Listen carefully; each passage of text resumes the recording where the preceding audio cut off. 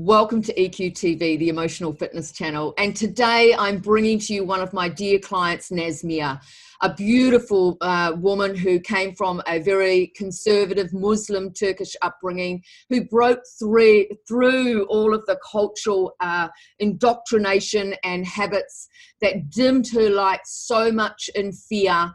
And I wanted to share her with you today and her amazing story, how she shone through, broke through, and came to this incredible place of self-love. So Nazmiye, welcome to the show. Thanks, Marianne. So Great tell us how, what was the first, situation where you knew you had to get out?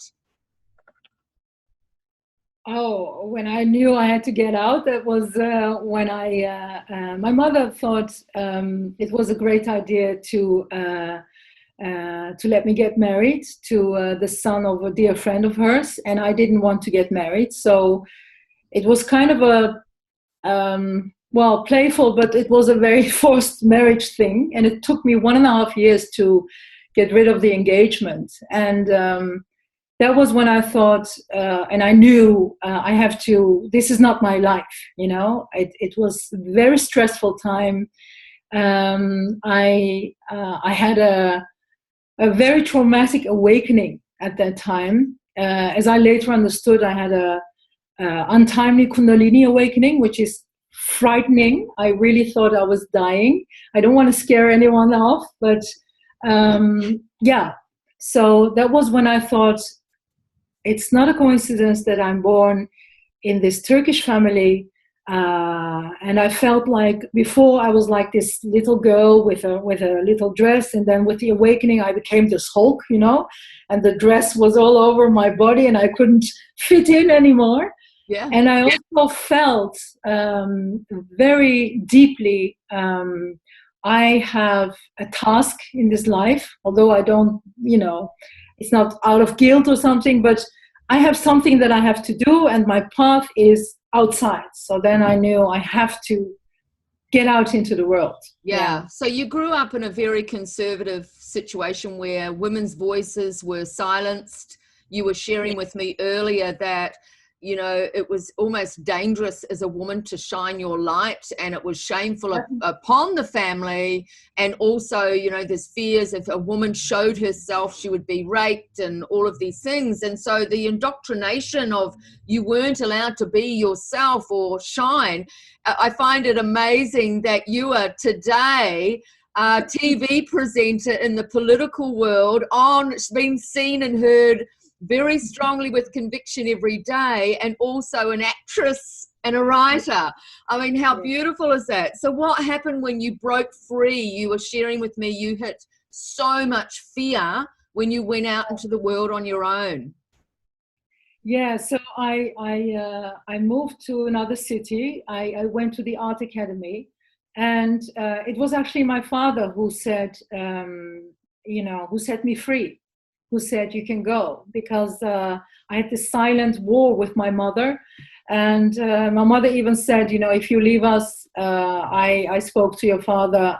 I don't think she spoke to my father, but she said to me, we are going to commit suicide. You cannot leave. So it was very, very intense. But then one day my father said, asked me to the room, and we never spoke. So for me, it was like, ugh. And he said, so what do you want? And I, forced it out of me. And I said, I want to, go to school and live in another country or another city. And he said, it's good, you can go. And 2 months later, he died. He was 47. Yeah. So I think all of this, because I was so dominated and so indoctrinated, and I had no social skills. I had never lived on my own, of course, but I didn't even know how to manage money. I was living in another city for the first time on my own. I was so afraid of being lonely. I was feeling lonely that out of the 6 days in the week, I would go out just to be among people. I would never drink. I would just, be in a disco, look at people, So, and I felt tremendous fear, every day. Would you say that was social anxiety because you hadn't been socialized? You were so codependent and controlled by your culture. Yeah, and by my family, very, very tight upbringing. Partially, yeah, I think, of course, partially, I think that was it. It was the shock of, the free world, but it was also because I had this Kundalini awakening. I was really not rooted in my body. And actually, I was not rooted in life. I didn't know what I liked. I didn't know even my thoughts and my likes and dislikes were not mine.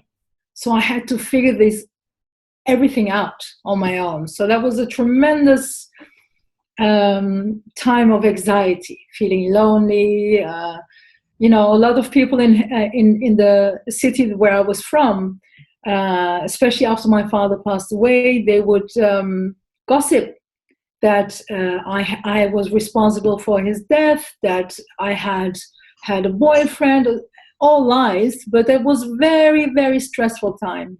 Yeah, absolutely. So you were full of guilt and shame, and you were also sharing with me before that if a Muslim man older than you would walk by, you had this fear he would be going to grab you by your hair and drag you back to where you belonged, because you had gone against, and this was, 30 years ago, you had gone against all the rules of a Muslim woman. Yes, because you live your life in the public space, and the street and everything, but it doesn't belong to you. Your life doesn't belong to you. Your body doesn't belong to you. And I was brought up with, especially being a girl, even a man, especially a man who is older but not your relative, he can see, hey, you're walking here alone, I don't know you, you're doing something weird, so I quote unquote, he can grab you by the hair and deliver you at your family's home, and giving also being rewarded for it, like, good job. So I was busy with getting back my own autonomy, which took me years.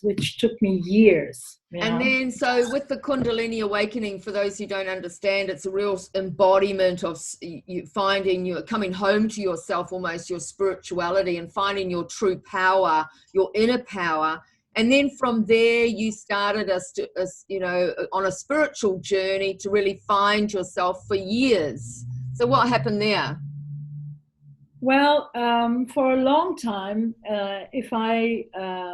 if things were going very bad, then I would become spiritual. And if things were going good again, if I was feeling good again, then I would forget about the spirituality.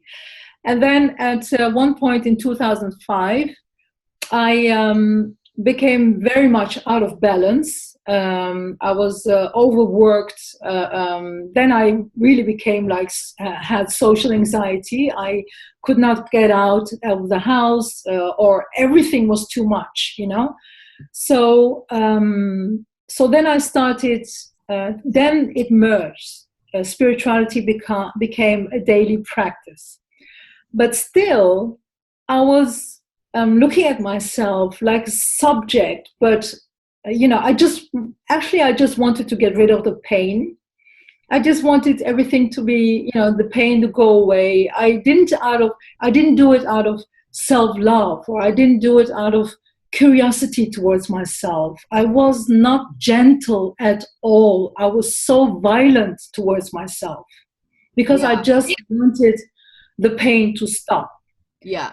And I think that's the biggest mistake that a lot of people make, is that they go to a doctor when they're sick, or they go, and that's fine, but you can't just go to a coach when you're not feeling good. It's about learning to become that autonomous person that's building a relationship with yourself, because the only relationship we can truly have that is consistent is with ourselves, right? So what did you learn about that, Nazmiye? Well, in 2015, I had, again, a breakthrough in the journey towards myself. which was that was when I had my first, my latest relationship started, and I was in tremendous pain, heartache. And then I realized nothing helped. I could not mantra it away. I could not meditate it away. I could not read it away. So then I finally did what I had been reading about for 10 years, which was I became silent.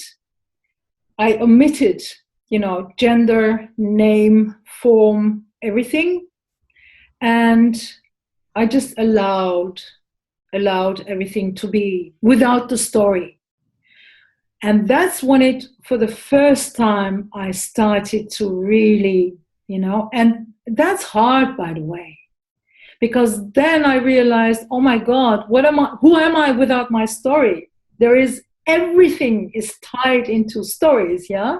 Yeah, and I'll put a link above because there's a video I did on that very subject. It got so many views about how to let go of your past, because when you come into your essence of who you truly are, and this is what the work that you've done and the consistency, once you started having a consistent daily practice, you were allowed to let go of all that codependency and come into your true self. Yes, it is so important. And that's what I learned the last 5 years. The best way to learn stuff is through relationships also, because intimate relationships, those are such great mirrors. And my last relationship, it was it was wonderful, and it was tremendously painful. But it brought me myself. It was really the path and the journey towards myself. I ended that relationship 6 months ago, and I realized that I was so codependent and such a pleaser, and it mirrored some things out of my youth. And I remember while I was in the relationship, a part of me was like, yummy, it was like, oh, maybe now this time I can make it work. If I love enough, if I'm quiet enough, if I'm strong enough, if I'm the woman who is greater than every other woman, all of these things, so painful, but so beautiful actually. And once I understood this, after the, breakup, shame and guilt left me, because I realized it is so innocent. Everything we do is so innocent because, it is so human, all the things we do, but also tremendously painful. Yeah. And now I am at this point that you're in self-love now, is what we were getting to, that whole journey. And coming home to yourself and realizing, well, I don't have to, when you drop the story and you realize you don't have to get validation from out there, that person's opinion of you does not increase your worth, and relationships are there to show us the lost parts of ourselves. Yeah. Yes, exactly. Yeah. And it's actually not about, you don't have to get it. It's about you cannot get it from outside.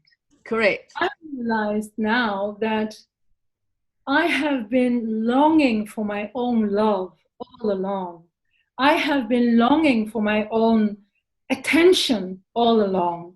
I have been longing for myself to hear me, like I'm now looking at myself like a mix between a lover, best friend, and the child. I am my yes.